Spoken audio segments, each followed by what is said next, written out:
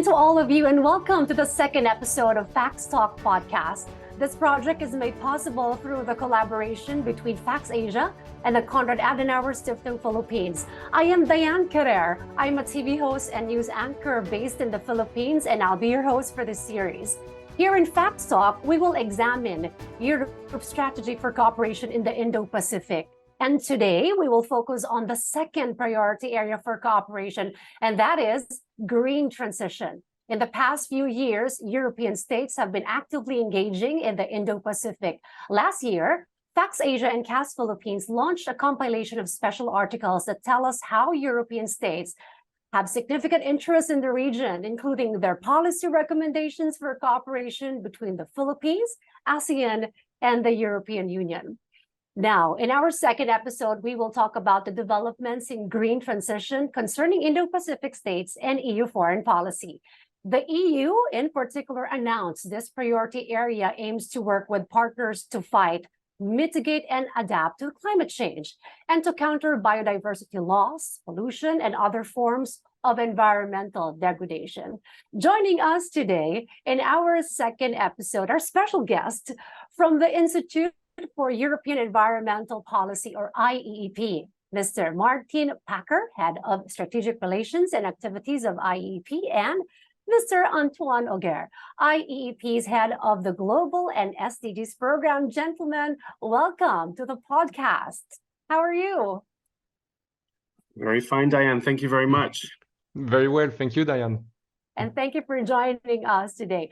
All right, before we do take a deep dive into our second priority area of cooperation, which is about green transition, we want to know more about you. Briefly tell us what you do and your expertise about our subject matter for today. Probably we'll start with you, Martijn. All right, thank you very much, Dan, and very nice to meet you. And thank you again for this opportunity. So I'm Martijn Pakker. I am Dutch. And I've been working with IEP as their head of strategic relations and activities since the beginning of this year. And before that, I was actually based out of the Philippines, working with IRI, the International Rice Research Institute, working on sustainability issues as well. And basically, throughout my career, I've been working on, particularly the past 8 years or so, I've been working with research institutes, making the bridge between knowledge outputs and policy implementation on sustainability issues, ranging from public health to agriculture and to environmental policy as well. Very interesting. So Philippines is close to your heart, Martijn. You've been here before. All right, nice to know about that. Antoine, how about you? Hi, good morning, Diane. Thank you very much for the invitation. So yes, my name is Antoine Oger. I'm the head of the Global Challenges and SDGs team here at IEP, which is a very long title to say that we're looking at the external impact of EU policies in general and cooperation in particular.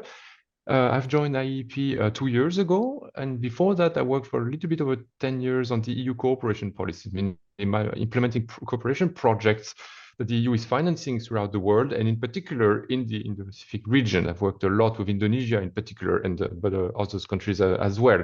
So that would be my... Thank you for that, Antoine. All right, let's focus this time on green transition. Gentlemen, how will you define this, green transition, and why is this important for the EU, Martijn? If you think about it, especially the past few years, climate change has really been kind of top of the agenda for many governments, many countries.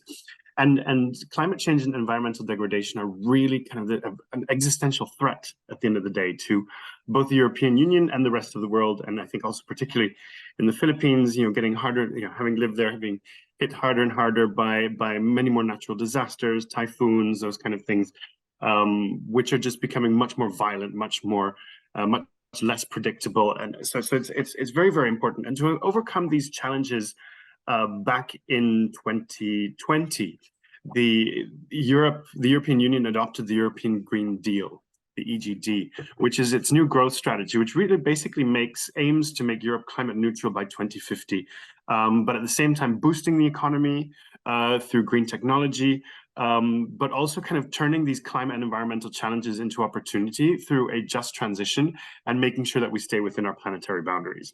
All right. How about you, Antoine? How will you define green transition and why is this important for the EU? In terms of the definitions, I think Martijn just really summarized it very, very well. It's the idea that we've been living on an unsustainable model for quite some time now, and that's now with EU with a set of packages, including the European Green Deal and others, is trying to get back our consumption model, our production models, all of our living systems essentially back within our planetary boundaries. This cannot be made at the expense of the poorest populations. Obviously, that is why we're talking about a just transition, some transition that leaves no one behind.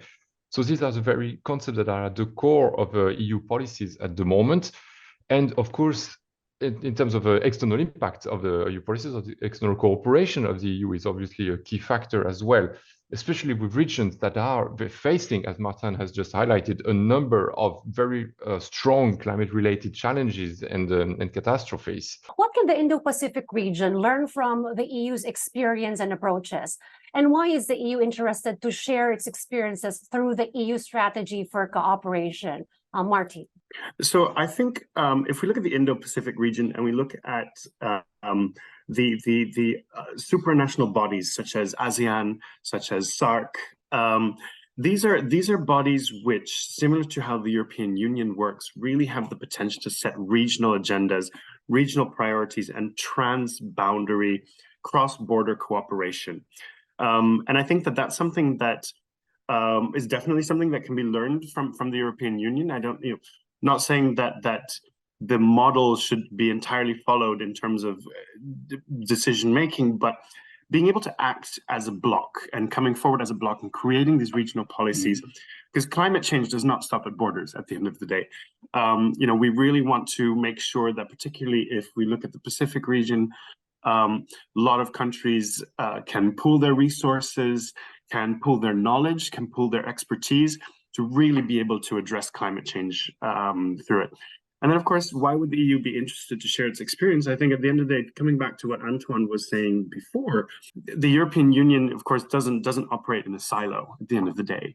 And everything that is decided on one side of the spectrum has an impact on the other side as well. So it's very important to make sure that good practices are shared, and making sure that we actually can translate knowledge from the field, from the ground, into actual impactful activities. I also would like to emphasize on the point that is very dear to my heart, is that we tend to, as Europeans, to have a very Eurocentric point of view, and thinking that the EU has been always right and should just expand its models throughout the world.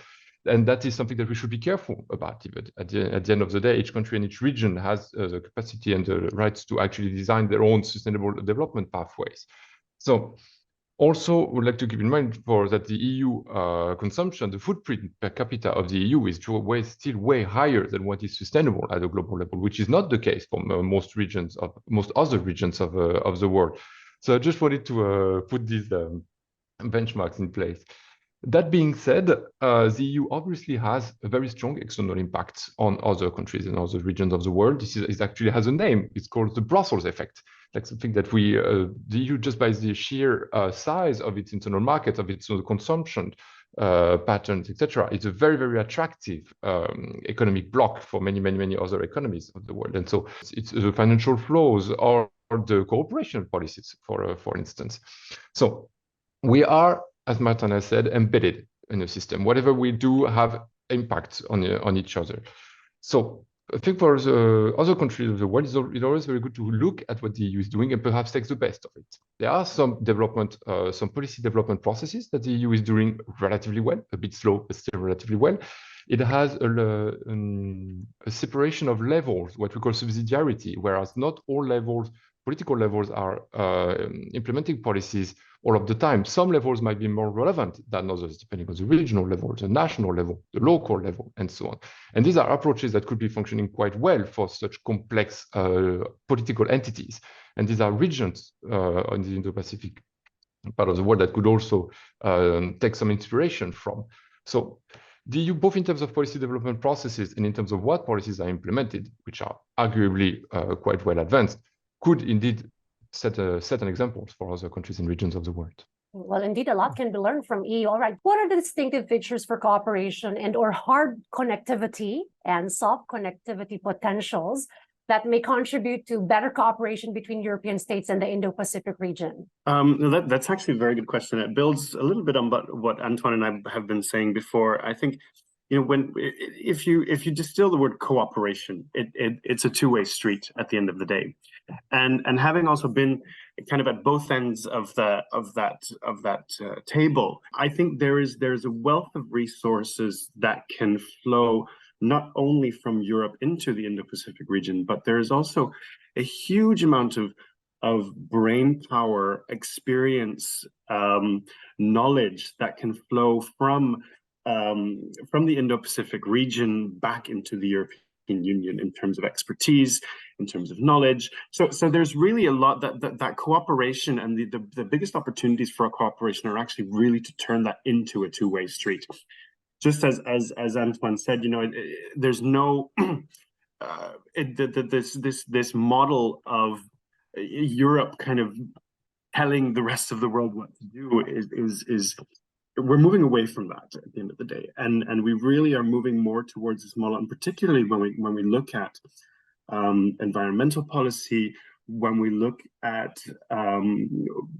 opportunities where these large international conferences such as COP, UNFCCC, the biodiversity COP, where these regions can really work together to make sure that international agreements are solid, are ambitious, and really address the fact that we are living in a world where we are at the limits of our planet's boundaries, and we need to be working and living in a much more sustainable way. So the long story short, I think it really should be that kind of two-way street in terms of cooperation, whether it's hard cooperation, soft cooperation, that there is that interchange of knowledge and expertise. Indeed, and thank you, Martijn, for starting off with all these opportunities for global cooperation, which are obviously absolutely key to address such a global challenge that is climate change. Also, I could complement by mentioning a lot of these bilateral relations, the sort of regions to regions of sort of initiative, and I'm very fond of Dan, what you've mentioned in your question of these hard connectivity and soft connectivity approaches, because the EU is indeed very, very strongly involved in these kind of both parallel tracks.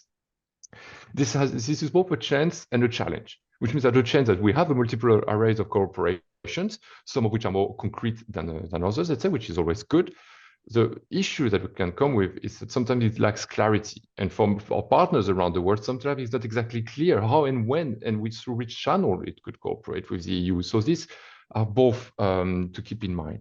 To give some examples for some of the hard connectivity issues, the EU is engaged in a number of trade negotiations or trade agreements with a lot of countries and regions of that part of the world.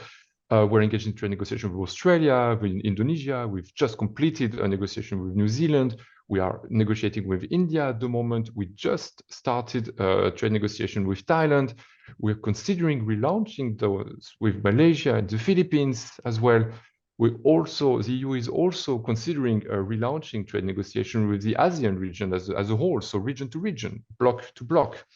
So these are the sort of the hard connectivity cooperation that are, because they're actually this sort of they guide the trade flows, the value chain flows that we have region or region, which are obviously absolutely key for economic, social, and environmental aspects. The EU cooperation, the financial flows, are obviously another one of these hard connectivity issues. The EU has a number of initiatives, the Global Gateway, and its 300 billion euros over 6 years, over the next 6 years, is one kind of the flagship of them, but there are others. There are also a lot of bilateral cooperation projects. I used to work on a project with Indonesia, for instance, to support the country into managing its trade relations with the EU, for instance. The EU has many other of such projects. So guiding the trade flows, guiding the financial flows, that can become the hard connectivity issue. And on the software part, the EU is concluding a number of partnership and cooperation agreements and grid alliances as well with the region. So these are more to put the stakeholder spectrum, political, civil society, businesses, into the same room to talk. Essentially, okay, do we have the same standards on that particular product or that particular value chain? So how do we envisage that particular development aspect to make sure that we eventually read from the same page and we eventually have some sort of an ambitious agenda for tackling the green transition, because this is what it's all about. So this is really, as you've mentioned, it's kind of a two-way approach, hard and soft, embedded for impact. Does the Russian invasion of Ukraine affect Europe's strategy? What are your thoughts on this? Martijn first. Where the Russian invasion of Ukraine and how that affected Europe's strategy, I think the invasion was quite a wake-up call, I think, for the European Union in terms of making it or forcing the EU, particularly countries that were very, very reliant on Russian gas, for example, to countries like Germany, where that really kind of had to rethink the strategy and accelerate that transition into renewable fuels and alternative ways of energy creation. So it did have quite an impact on that. And of course, and it actually sparked a debate within the European Union, which were very polarized, such as the discussions on nuclear energy, for example, where you have France and Germany basically on two very, very different ends of the spectrum. The energy crisis was actually an opportunity as well to accelerate innovation, both in policies as well as in technologies. So it really kind of it had quite a catalytic effect for Europe in terms of making us think. At the end of the day, how are we interconnected, and how actually certain things can really turn others very, very pear-shaped almost, to really kind of make and really make sure that we are resilient. And I think and there resilience is really the key word. I think where particularly countries in the Indo-Pacific region have learned to be resilient for many, many years. I think, if you look at countries like the Philippines, if you look at countries like Bangladesh, where year after year, these countries are forced to kind of bounce back, build back better every single time in the face of climate disasters, natural disasters. That resilience is something that I think in Europe got lost or kind of snowed under by complacency. And this moment really kind of catalyzed us threw us back into that moment of we need to be more resilient, we need to have alternative sources, and we need to have alternative technologies. Everything we've heard in the past year since Russian invasion of Ukraine is about wake-up calls. The EU has been, as you said, as Martijn has mentioned already extensively, sort of in a complacency. So what's the urgency of the situation? And the war in Ukraine actually just got us back on our feet with this sense, brought back this sense of urgency that perhaps we had lost over the years. Again, so that can be a change in some way, that the EU is now more involved in this sort of activities, especially to support the green transitions throughout the world, which is a good thing. Of course, on the other hand, it kind of brought back some more sense of a realistic way of seeing the world. The EU is talking a lot about strategic autonomy at the moment to make sure that it ensures its own resilience before ensuring or spreading out the message for more global cooperation and sustainability. So this is a challenge that we need to, this is a balanced approach that we need to carefully consider. That being said, so this is a new geopolitical order we're living in. Some talk about an age of tension at the moment. So this is something we have to live with at the moment. Nonetheless, we should build on this re-energized kind of a momentum to make sure that the benefit of the cooperation, of this cooperation, can be fostered fully. And again, when we come back to the trade and trade and investments flow, for instance, now we know that trade and investments are actually a key catalyzer of economic and sustainable development around the world. But now we know that there is sort of a good trade and a bad trade. So we can trade in good and environmental goods and services that could be crucial for the countries of the Indo-Pacific region, for instance, in terms of access to technology, in terms of internal capacities to develop their own sustainable models that are compatible with our planetary boundaries.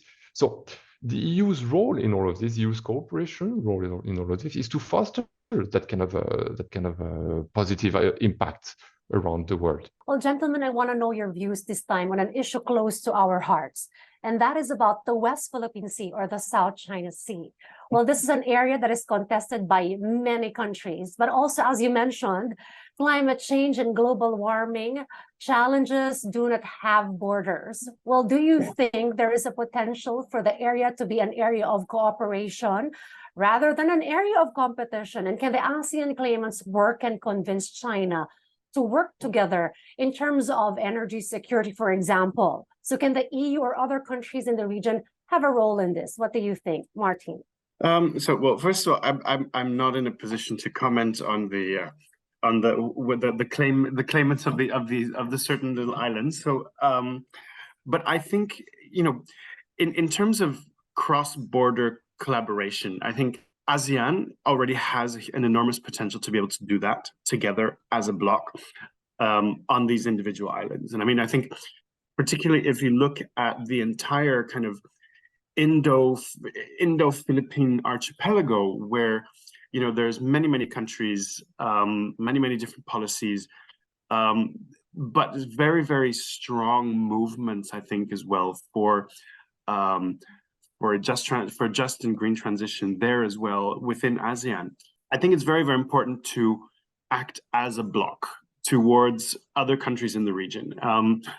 I think at the same time, if you look at some of the other countries, if we look, for example, at South Asia, for example, where that kind of cross-border collaboration becomes also quite strong, being able to kind of enter into a dialogue with its neighboring countries or with the neighborhood countries, going beyond maybe just ASEAN, perhaps including some of the East Asian countries, Korea, Japan, to actually engage in that climate dialogue, and as I said before, you know, creating those joint positions, joint action plans, is really, really important. So I think, you know, as a bloc plus, so I would say, you know, ASEAN plus 3, as we used to call it at IRI, is really, really important to have those dialogues, and that international cooperation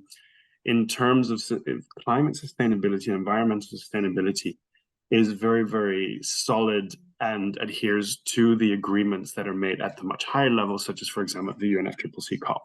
Thank you, Dan. As you mentioned, if the EU could have a role in this, I would argue that it has to have a role in this.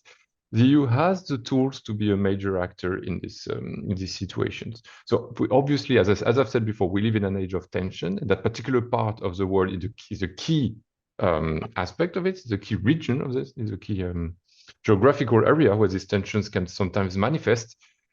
But what the EU can do is it's actually getting out of this sort of dichotomy that we're seeing of this United States versus China sort of narrative. The EU has the capacity to provide a more cooperative narrative, a more positive narrative, to get us into a message that is not of confrontation, but of cooperation. We've talked a lot about cooperation this morning.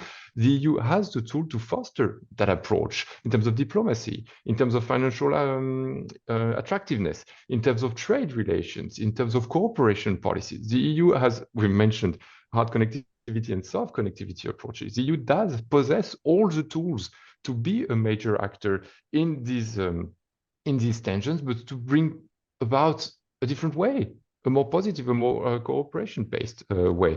So we know that the EU sometimes is a bit complex because there are a lot of different levels of power with a lot of different authorities, let's say, that are playing their part. And so sometimes it's also a bit there's a lack of clarity for other actors. So the EU has to step up its game in terms of, Martijn mentioned, acting as a bloc. Yes, it has to step up its game to actually provide this message in a kind of a coherent and consistent way, and that is absolutely key. So we do possess the tools. Now we need to leverage them. We need to utilize them in the most efficient way to actually be a part in this. Is the EU doing enough to help more vulnerable countries like the Philippines? And also, just to cap off our conversation today, looking ahead, what are the next steps that should be undertaken to further improve the cooperation between the EU and the Indo-Pacific region? Martijn. You know, at the end of the day, the role of international cooperation, development cooperation, as I said before, is a two-way street. And the role, I think, moving beyond the colonialist or even neo-colonialist approach to development is really how can a development actor such as the EU help the Philippines help itself, which I think is very, very important. And as I mentioned before, a lot of the countries in the region have shown this enormous resilience in terms of facing and responding to some of the natural disasters. And so where the EU could probably help is how do you actually capitalize on that experience? How can you make sure that that experience crosses borders within the region? How that experience and that expertise can be applied also on a global scale. So it's really playing that role of a catalyst rather than what we were also mentioning before, coming in and saying what's the right thing to do and what's the wrong thing to do, but really kind of creating that space where homegrown innovation is central, and where national expertise is also harnessed and actually used in country and within the region, rather than creating a situation where you're facing, for example, a brain drain or situations like that. So really kind of also making local markets, local job markets interesting enough for the knowledge to actually remain and be applied within the countries themselves. Thanks for that, Martin. Antoine. Thank you, Diane. And I can only support what Martijn has just said in terms of the next steps. As I've said, the tools are there. Now we need to be able to leverage them, to streamline them into a coherent, consistent messaging, to make sure that the EU plays its part as a catalyzer. I fully agree with that metaphor as a catalyzer, rather than imposing our model, imposing our message, imposing our narrative. No, providing the means that than other countries, in particular the Indo-Pacific countries and regions, actually do have the means to develop their own sustainable development path. That's absolutely crucial. Because the EU brings some concrete good examples of what works and what does not work. Yes, sure, obviously, there are some industries, there are some value chains that can be fostered and developed more than others from a global sustainability perspective, and to make sure that we reach our climate objectives. So yes, the EU has been relatively advanced in that field, and so the EU can provide some lessons learned as to what works and what doesn't. So yes, in that sense, you can be an inspiration in that sense. But again, in terms of what kind of model, what kind of we are passing on, what kind of message we are passing on, it has to be as a catalyzer and not about imposing any kind of narrative. That's from a theoretical point of view. Okay. And again, as a kind of the next step in terms of cooperation, so our financial instruments at the moment go up until 2027. So there will be more years after that. There will be more years with which we will have to tackle the climate crisis. But arguably the most important one we will see if we reached our climate objective by 2030, if we become eventually climate neutral by 2050. So this comes afterward. So now, actually, soon we'll start the conversation as to what comes next in terms of external cooperation. And so this is now the moment to actually start discussing in a meaningful way to make sure that this is an inclusive process. When we develop the next EU cooperation policy, making sure that this is an inclusive process and not simply, again, an imposition, because it has been the case in the past, an imposition of EU priorities into its cooperation policies. So we are now living in the absolutely key moment in the next few years, whether it's at the COP and at the multilateral level, whether it's in every kind of bilateral forums that we are, the Indo-Pacific regions and the EU are involved in, that we make sure that we put in place these cooperation mechanisms, making sure that we can actually read from the same page and actually implement that green transition for all. Thanks for that. And on that note, I'd like to thank you, gentlemen. Thank you very much, Mr. Martijn Pakker and Mr. Antoine Oger. Thank you, gentlemen, for sharing your views and sharing your time here at Facts Talk Podcast. And I'd like to thank all of you for joining us today. Thank you very much. And as we say in the Philippines, maraming salamat. Thank you so much. Thank you so much, Diane. Thank you. Bye-bye. Walang anuman. Oh, you're great in Filipino. Maraming salamat. Thank you very much. If you love and learn from this podcast, please share this episode with your friends and colleagues. Also, if you missed our first episode, you may also listen to the pilot episode, also here on Spotify. We invite you as well to like and follow Facts Asia official social media accounts, facebook.com/FactsAsia on Facebook and @FactsAsia.org on Twitter. You may also visit our website, www.factsasia.org, to stay updated and on our projects and programs. So that's all for now. Again, this is your host, Diane Carrer. Until the next episode of Facts Talk.